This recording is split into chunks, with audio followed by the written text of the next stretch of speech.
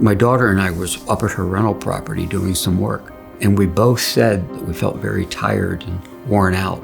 We figured, God, what do we got? We must have the flu or something. And over the course of the next few days, I just started to get really ill. My oldest daughter came by the house to check on me, and she said, "Dad, you don't look good." So she took me down to the emergency room. She yells out to me, "Dad, I'll wait in the car for you. Call me when you're ready." I remember turning around and said, "Okay, hon, I love you. I'll see you in a little bit." That was the last family member I saw for 6 weeks.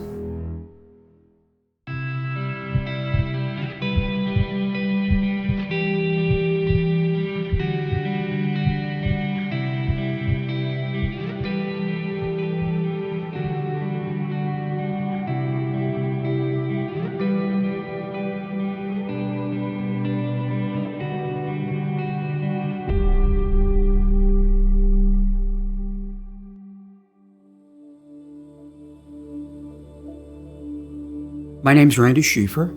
I was born in Harrisburg, Pennsylvania, but my family moved to South Florida when I was 6 years old and kind of grew up in the Boynton Beach, Delray Beach area. Back in the late 1950s and 60s, living in Florida was a dream. I mean, I took up surfing and surfed almost every day, and there was very little traffic congestion, so we rode our bicycles all over the place. My father was my Little League baseball coach. He taught me to fish. He loved to go out deep sea fishing. I'd go to work with him on Saturdays. So my dad and I we had a very close relationship. The family was on vacation in New Jersey, and about 3:30 in the morning, my mother woke up and started screaming and yelling that, "Your father's dying, he's having a heart attack. Save him, do something, get help." And I was 15 years old at the time.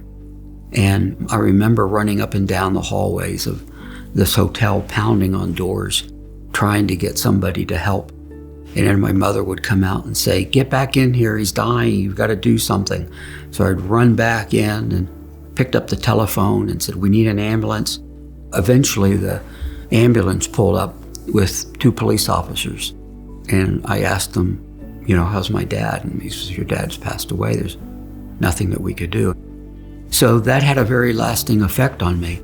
And it was that time that I just said, God abandoned me. He took my father. Why would he ever do that? So religiously growing up, I had no support. God became a very distant figure in our lives. Very rarely talked about, if at all. And we just didn't have any connection. I graduated from high school, and I started going to Palm Beach Junior College in law enforcement. My dad was an auxiliary policeman with the Palm Beach County Sheriff's Department, and that interested me. And I decided I wanted to be a police officer. Until one day, 2 buddies of mine walked in, and he said, "Hey, we're going down to the Air Force recruiting station after school. Do you want to come along?" So I said, "No, I'm not going down to the Air Force recruiting. It's crazy. No, just come along. You don't have to do anything, just come along." Needless to say, 6 months later, I was in the Air Force. About 18 months later, and I got an assignment to RAF Bentwaters in England. And I was in security police at the time. And we ended up staying in England for 7 years. Coming back from England, we went to Washington, D.C., and I started presidential security in Washington, D.C. during the Reagan years. And that was interesting, but I had a friend of mine, he was going down to George Washington University to check out a new program that they are offering called forensic science. And I said, "What is forensic science? Never even heard of that." And he said, "Well, it's about investigating death and investigating, crimes and things." And that interested me, being in security police. So in 1983, I graduated with my master's degree in forensic science. And I became fascinated with death and all aspects of it. The Air Force Office of Special Investigations came and recruited me to become a special agent. They sent me to Germany, and I became the superintendent of the local detachment But they also relied on my forensic ability and would send me off when there was a death, a homicide, suicide, aggravated assaults, child death, child abuse, anything that required a forensic investigator to help investigate these different crimes. I retired from the Air Force in July of 1992, so I did 20 years and 30 days until the Ohio Peace Officers Training Academy picked me up as a training instructor. So I started to train all the police officers in the state of Ohio in identifying evidence, and how to collect fingerprints and blood evidence and hairs, fibers. I taught the whole gambit. And then the Attorney General appointed me as the Deputy Director of the Police Academy. I did that for 10 years, and being a political appointment, when a new Attorney General comes in, I got to thank you very much, but your services are no longer needed. I retired, and we moved to Florida. And then in late 2019, the world was introduced to a terrible virus coming out of China that spread around the world very, very quickly. And no one knew how to cope with it. There was no medical protocols. My daughter and I was up at her rental property doing some work, and we both said suddenly that we felt very tired and worn out. My daughter suggested, well, Dad, maybe we had enough for today. I was 67 years old at that time. By the time we got home, both of us were just absolutely exhausted. We were so tired. And we went into the house, and my wife was making dinner. And normally the house is filled with the smells of pasta sauce and things are being made, and neither one of us could smell it. So we figured, God, what do we got? We must have the flu or something. And over the course of the next few days, I just started to get really ill. Lost my taste, my smell, running a low-grade fever, developed a cough. My oldest daughter came by the house to check on me. And she walked in and she said, Dad, you don't look good. And I said, no, I'm fine. I just don't feel good. I'm fine. She goes, no, I think you need to go to the emergency room. So she took me down to the emergency room. I remember walking in, and by now my daughter had parked the car, and they stopped her from coming into the hospital because if you remember in early 2020, they had all of the hospital restrictions. Family wasn't allowed in. So she yells out to me, she says, Dad, I'll wait in the car for you. She said, I love you. Call me when you're ready. I'll come pick you up. I remember turning around and said, okay, hon, I love you. I'll see you in a little bit. That was the last family member I saw for 6 weeks. They put me in an isolation room, and the doctor examined me. The test they ran came out positive that I did have COVID. Within a day, my kidneys failed, and I went on dialysis. My left ventricle enlarged and started not to pump properly. I was bleeding internally. My liver enlarged. Every organ was in major failure. I was breathing so bad and did an emergency intubation on me. And I was intubated for 31 days and put into a coma. And my daughter, the nurse, became the family advocate for the hospital and for the medical people. And she knew that I was going to die. They told her right up front, he's not going to make it, he's going to die. Well, little did they know that my family is just as determined and strong-headed as their father. And my daughter, Lisa, the nurse, she wasn't going to lose her dad.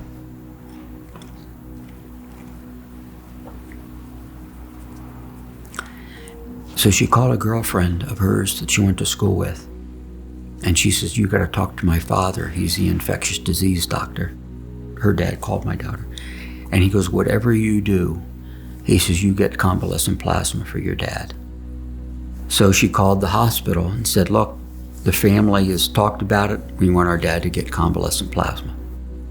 So the hospital said, convalescent plasma is really in its infancy. Maybe in 2 or 3 months, we'll start using it, but we can't do it right now. And she said, my dad will be dead in a day or two. So after several meetings that they had with hospital administrators, they finally said, well, if you can figure out how to get it, we'll consider giving it to him. My middle daughter took to social media, and with the help of my youngest daughter, the nurse, they developed a post basically saying, my dad is sick. He's in the hospital with COVID. He needs your help. They had 2 pages of volunteers willing to travel to Florida to give me their plasma. A person they never knew.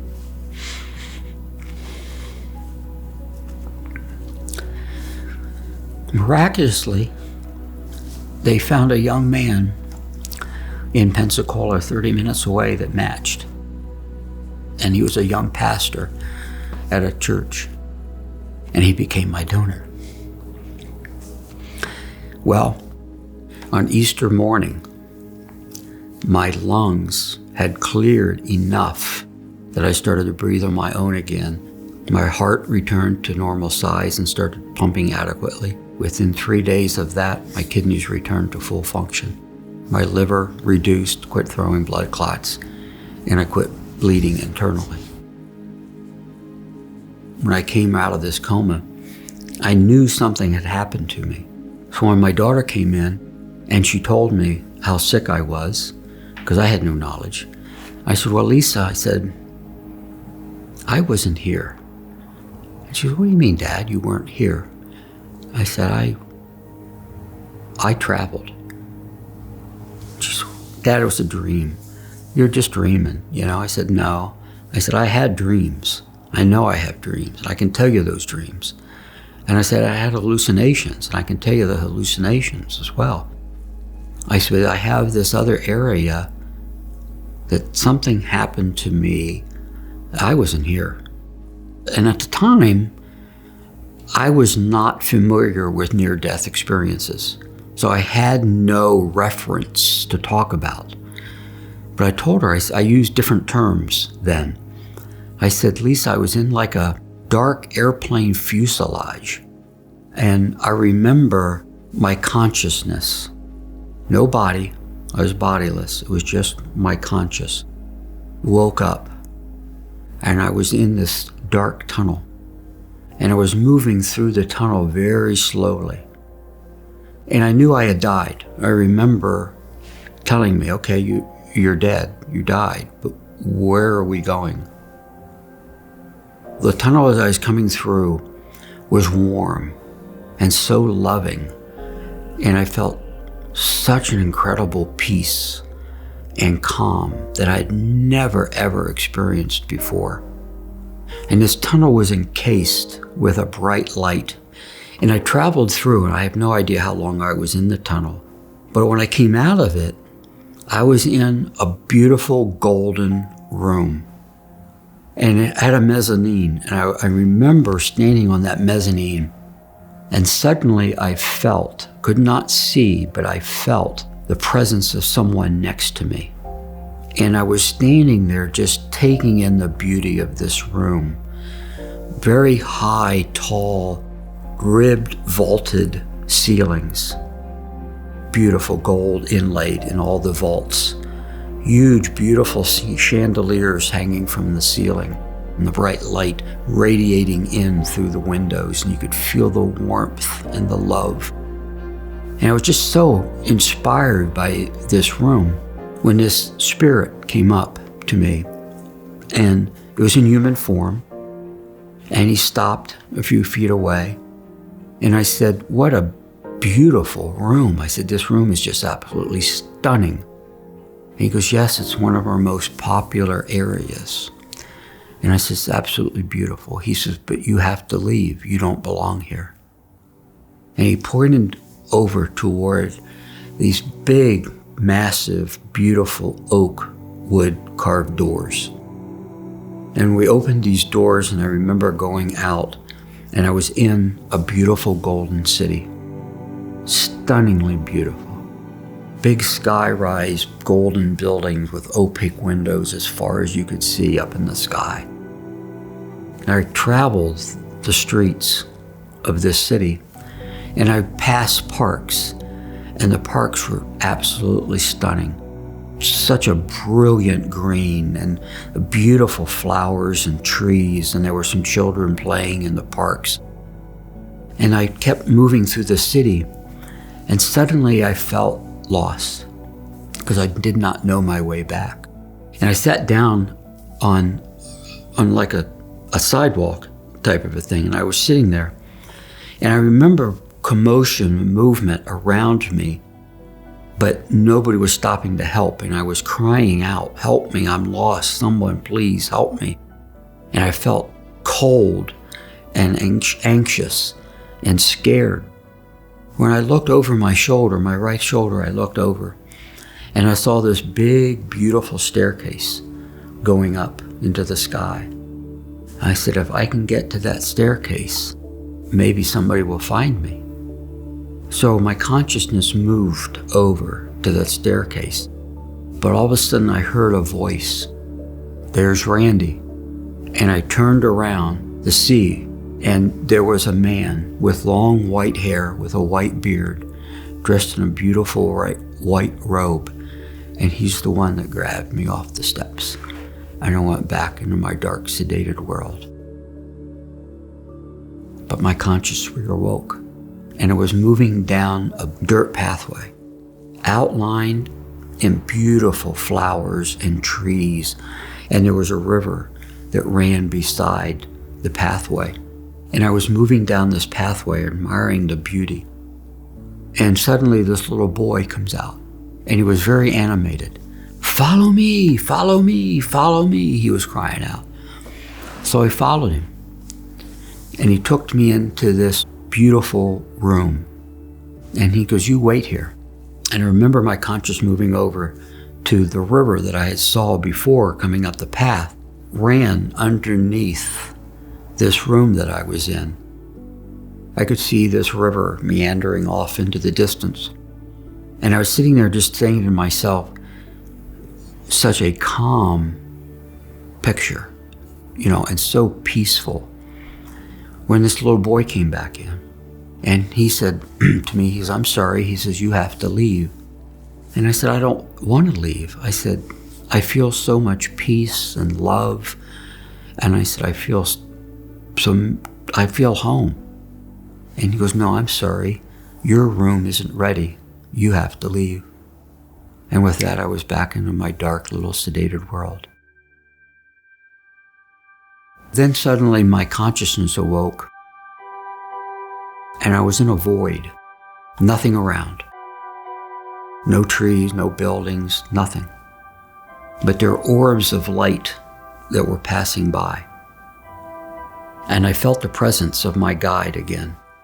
And he indicated to me that I needed to follow him. We needed to go into the void. So we started to move into this void. And off in the distance, this little light came on, and it started to get brighter as we moved closer and brighter, until I suddenly saw my mother-in-law. And she was sitting there very regally, very straight and very proper, And she was probably in her late 20s, maybe early 30s in appearance, but I knew it was her. And she glanced over at me, and then she glanced away. And I was yelling at her, "Dolores, it's me, it's Randy, I'm here, Dolores." But she wouldn't acknowledge me. And suddenly my spirit guide said, "We have to move on." So as we started to go deeper into the void, back in the distance, I saw her light slowly dimming and dimming and dimming until it just disappeared. And as that turned off, there was another light, and it started to get brighter and brighter as we moved forward. And I saw my dad, my mother, and my sister. And they were standing there, and their light started to slowly go out. When off to the distance, to my right-hand side, this orb of light caught my attention. And it was coming up to me very, very quickly. And it stopped right in front of me. And for a brief second, it materialized into a human face. And he said to me, Tell Madison at the salon her grandfather's okay. And he moved over to a white porch, and he showed me the making of red, white, and blue ribbons and American flags. And I knew instantly he was a veteran. I just knew it. I just felt it. And it was right after he showed me him making these red, white, and blue flags that my spirit guide told me, I have to go. And I returned back to my little dark, sedated world where I was.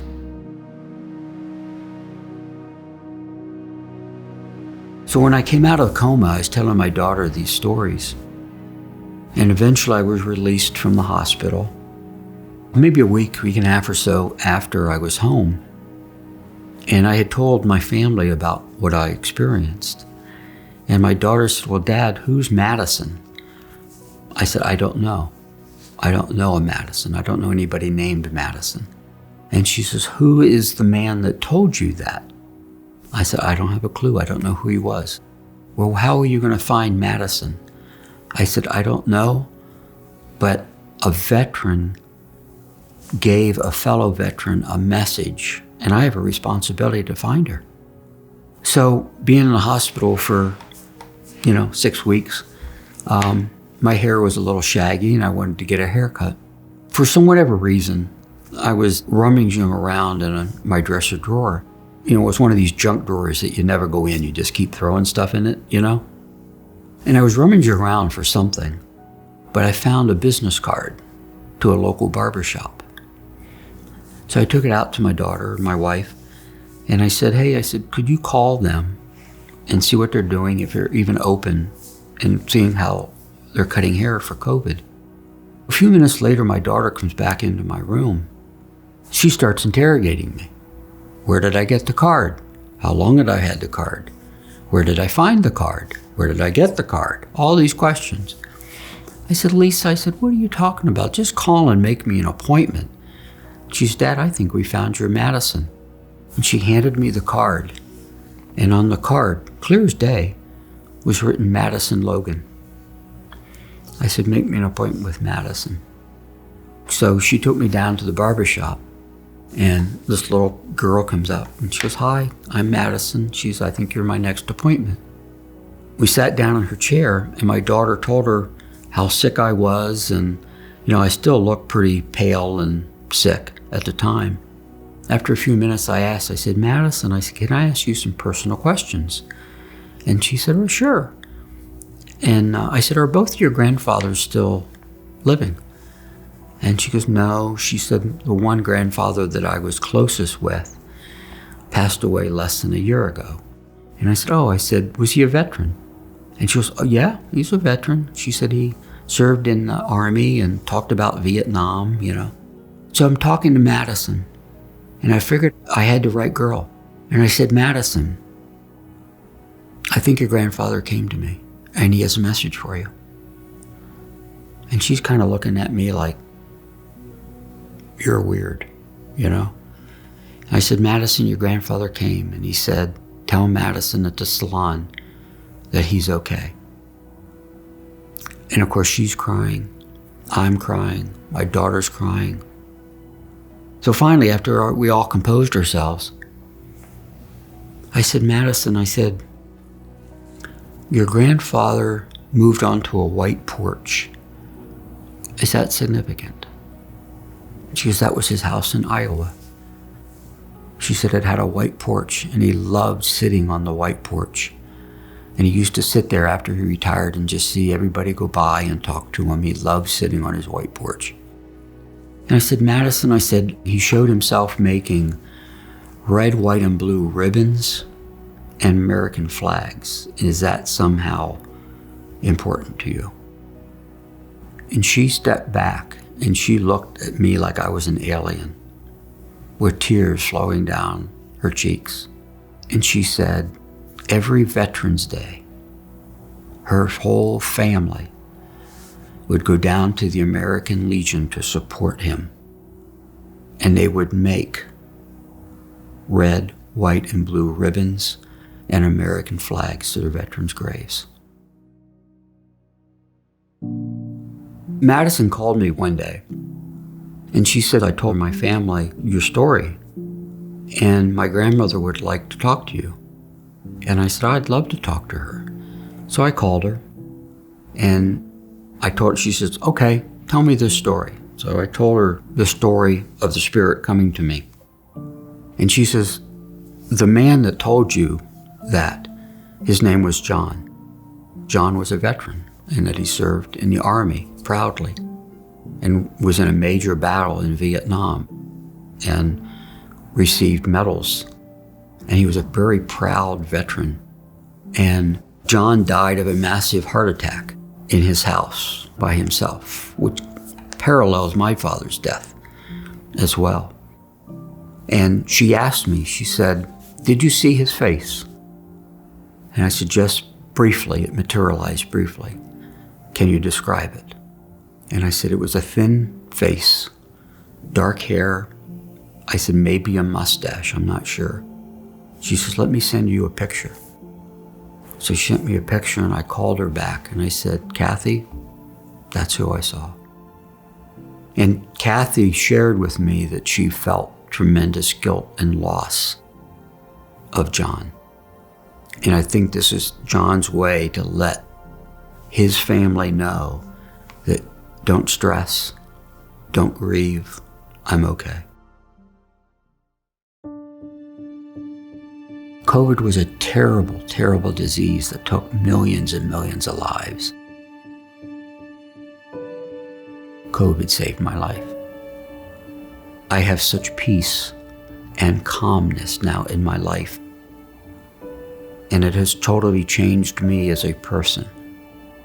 As a criminal investigator, I had a pretty intense personality. Very much a type A, aggressive personality, but you kind of need that as a homicide detective because people are going to lie to you, they're going to deceive you, they're going to hide things, and you've got to find them.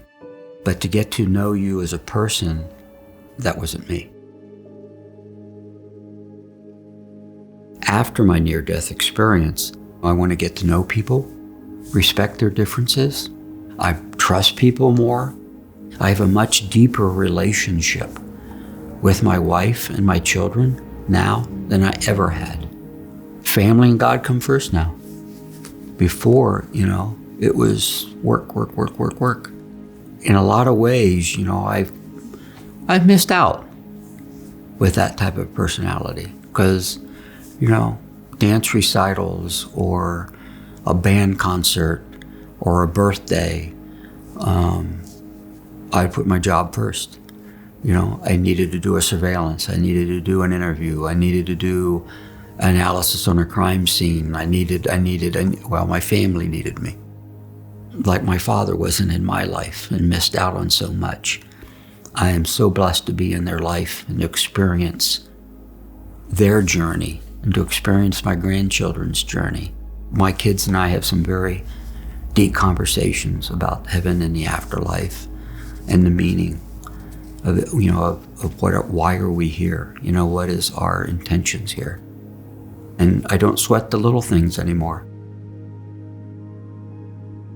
So God puts me in people's lives who need that hope and understanding and support that their loved one is okay, that they are safe, and that you're going to see them again.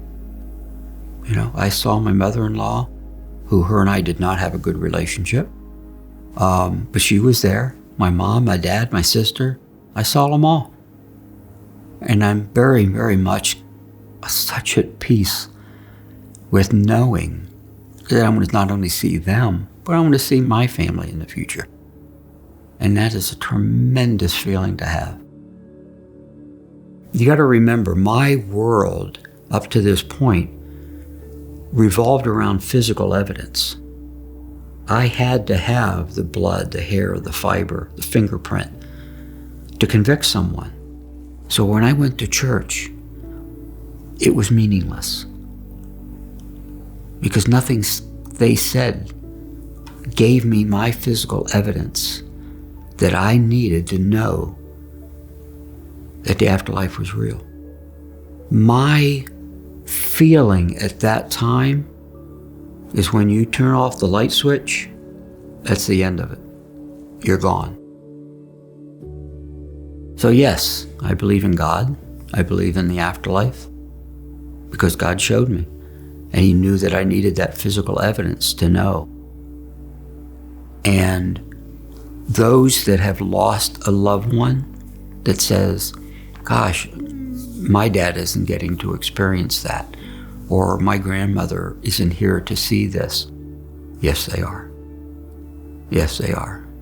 They're watching. They see what's going on. They know. And they pass their love on back to you in just the slightest of little ways. I see it every day, just a twinkle in somebody's eye or a crooked little smile that reminds me of my dad or my mom or someone. Every day I'm just in wonderment of why me? What did I do in my life to warrant this blessing? And I didn't do anything. I was just a normal guy, had no relationship with God. So why did he choose me and give me this experience to share with others? I don't know, but why not me? Why not? He changed my life. And I think through my stories, I hope to share and change and give other people hope and a sense of peace and relief that their loved one is safe and they're okay. And you'll see him again.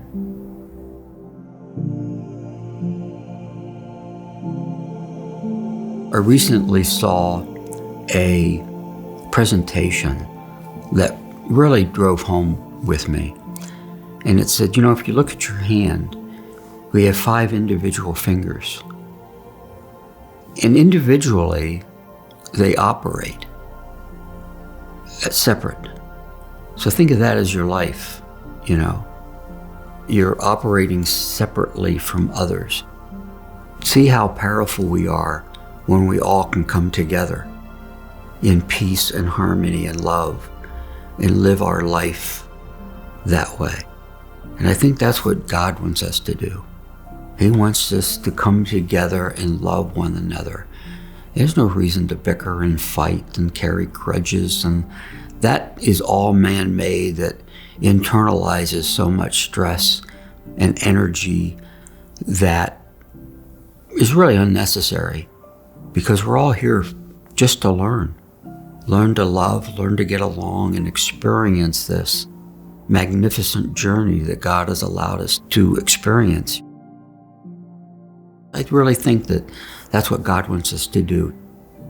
Have us live our lives in peace and harmony with one another and come together as a unity. And how powerful we are when we all respect one another and love one another.